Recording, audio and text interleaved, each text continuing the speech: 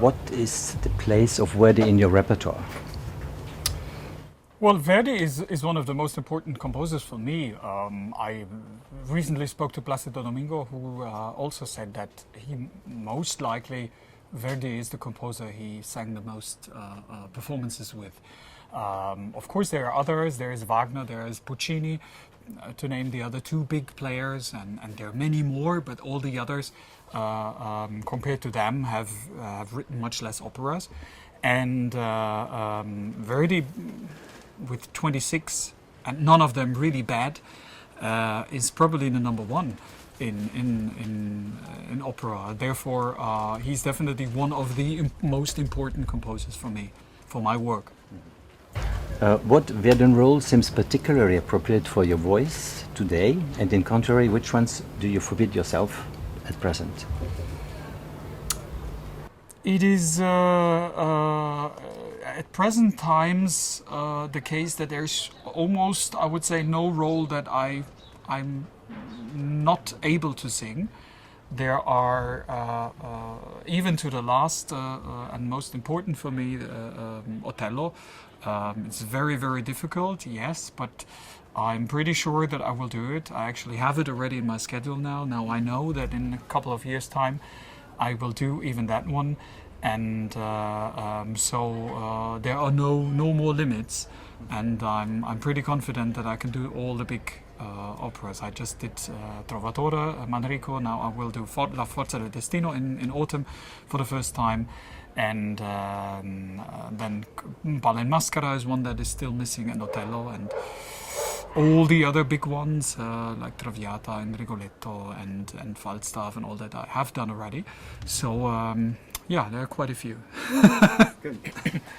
Don Carlos is an opera of Verdi's maturity. Can we say that you have reached your own maturity today? Yes, I mean, I don't know what the next couple of years will bring, but I think I'm beginning to believe that I'm in my prime. Let's call it that way. And but I just mentioned Placido Domingo. If you look at him, I mean, there are probably many more years to come. But I'm feeling very confident and powerful, and I realize that in these years now my voice is capable of pretty much everything, and I need to use these years, but not too excessively, in order to prolong the career for as long as possible, because singing is so beautiful. It's not about making as much money or making as much success, having success for a short time only, but for singing for as long as possible. Coming to Don Carlos, have you explored the historical character of Don Carlo to build your idea of the theatrical character? Well, with the historical character of Don Carlo, it's difficult. I mean, the original Don Carlos story is a little bit different from what we know from Schiller and what we know from Verdi. Verdi especially reduced a lot the very problematic actually sick, mentally sick character of the historical Don Carlo, which did have some problems in his family, and who wouldn't have difficulties with a father like as powerful as Filippo II. But nevertheless, Verdi reduced it more or less to the problem that we see in the five-act version, naming falling in love with a young woman meant to be the future bride, and then in the last moment having brought that, taken that away from the own father. So this is a difficult destiny. But of course, when you interpret Don Carlo, you also think about that this is not the most healthy and stable character, because I mean it is difficult, and it is a very sad story. But nevertheless, I mean, you could get over it. I mean, let's face it. But he just can't, and there must be a reason. But yes, it's always important to look at the background but pick what you think is important and leave out what maybe is not according to what the composer had in mind when he was writing the music.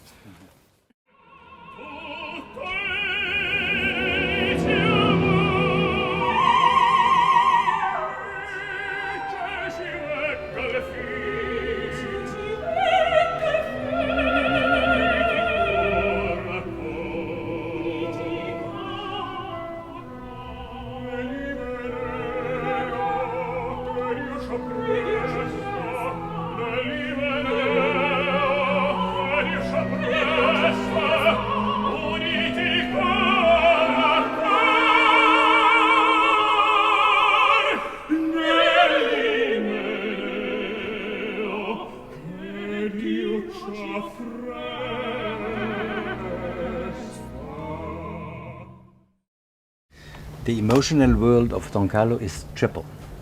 Relationship of filial affection towards his father, Philip II, offended love relationship with Elizabeth, and thwarted friendship relationship with Rodrigo di Posa. How can one he lives with this dismemberments? I think it's very difficult. What we don't see much is the relationship between him and his father, or the non-existent relationship between him and his father. I'm not sure whether he ever accepted him. And what we see at the end of third act in the so-called Auto da Fe, when he starts a kind of revolution and brings the Flemish deputies to beg for their country, and the reaction of Philip is, well, you were insane. You're crazy. What? You want to become next king? Are you joking? So this is really not nice when you hear that from your own father, counting on that you would be the successor on the throne. But obviously Philip has other plans there. But other than this and the added scene that we do in this production here in Salzburg, the so-called lacrimosa at the end of Posa's death, we don't have much of a relationship between him and his father. But then, of course, we have the big scenes with Elisabetta, where you can see that they both are in love with each other, and that, of course, the convention and her marriage with the father forbids all this, and both of them are all the time, it's either her or him trying to avoid any contact, and it's always one that just is very brave and strong, and the other who that is weak and said, please, couldn't we? And so it goes back and forth, and it's very interesting. And then we have the relationship with Posa, which is also a difficult relationship, because you never know whether he's only a nice friend that wants to help him, wants to support him, or whether, at the beginning at least, he's the one that just wants to talk him into this revolution. And only when he bravely takes the testimonies, these papers that will prove that there is a revolution from Carlo, so that he's the one that will be blamed for it, then you can see that he's a real friend. It's not easy for a very healthy person to survive in these circumstances, and of course not for someone who is a little bit unstable. Well, Don Carlos opposes private conflicts to public conflicts. What is, in your part, the one and the other? What, from your point of view, Don Carlos is more important for Don Carlos? Well,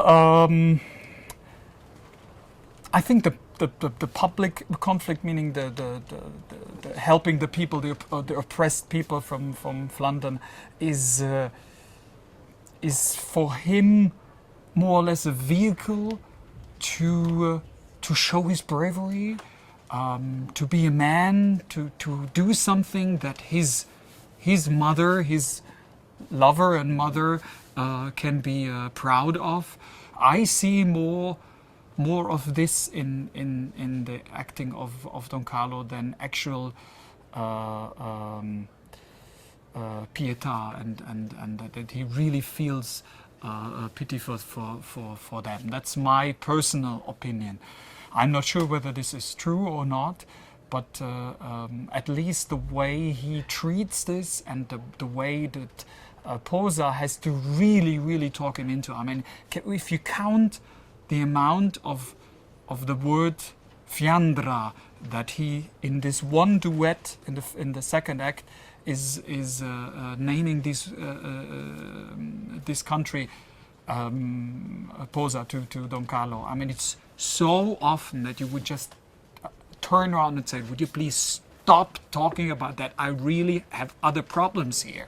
I'm in love with my mother. What do you want?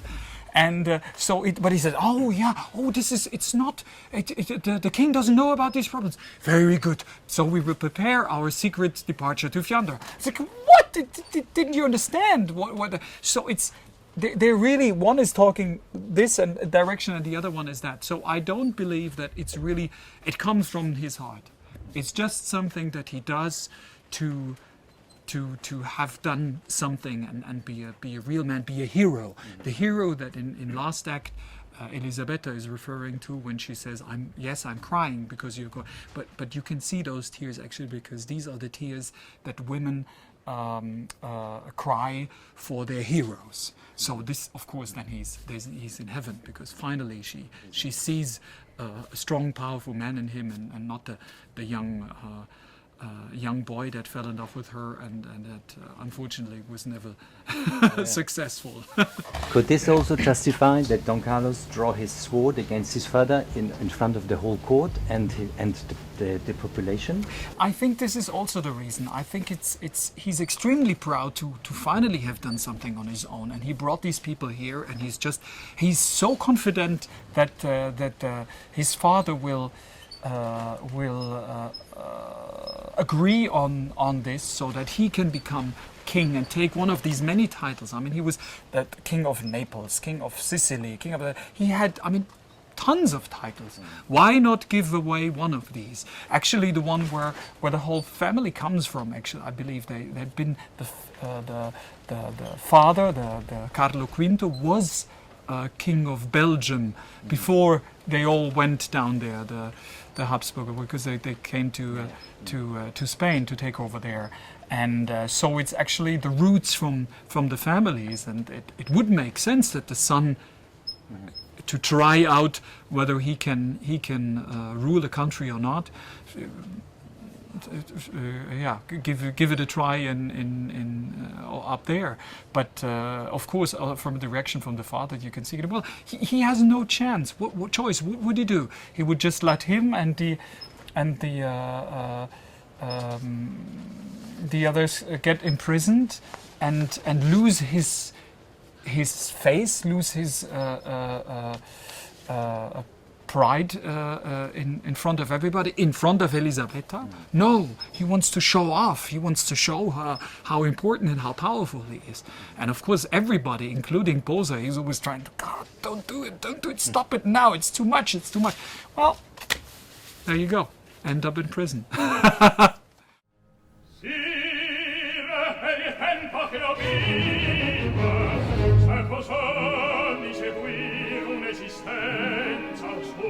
In questo suor e più forte cerca questa mia fronte ogni giorno ci cervenga e la Spagna prepara un re degno di lei e bravante la Fiandra me tuttora il sensor io stesso valga a te la cor che ogni immolerebbe bella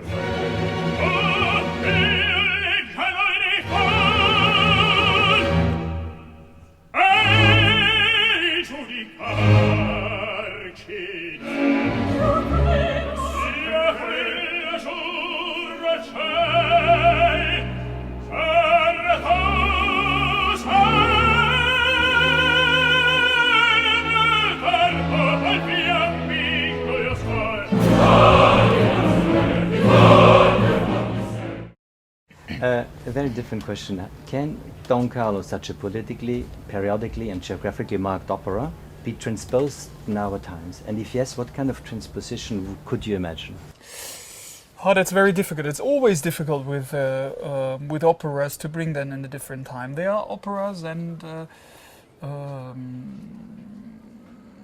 composers where it's very credible and where it works pretty well, and I think Verdi is among them. That this music is almost indestructible. So something that you can drag wherever you want to, and it will still carry out its magic. Other than, I would say, Puccini, for instance, is something that is so much related to the circumstances and the story that you can't change one little thing without diminishing the power of the music. Probably Verdi is one of the composers where you can do it. I just can think about, especially in Don Carlo. I would say there are others. I just did Trovatore in a production that definitely wasn't playing in the original circumstances. But for Don Carlo, what can you do? I mean, if you don't have the power of a king and the throne and the negotiations with the French and the oppressed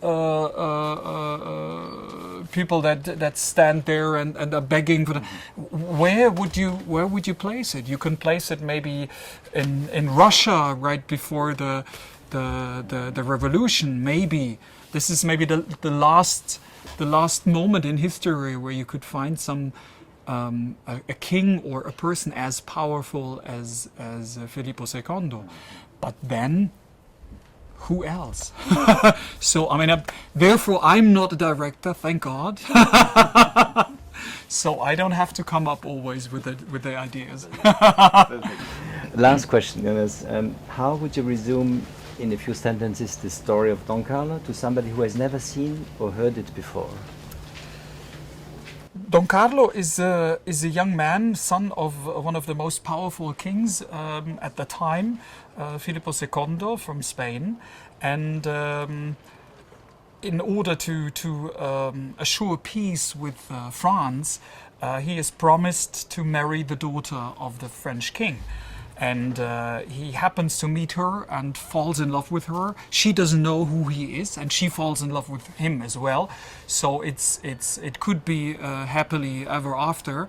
But unfortunately, the old men from France and Spain decided differently, and so the king himself wants to marry Elisabetta or Isabella de Valois as his third wife.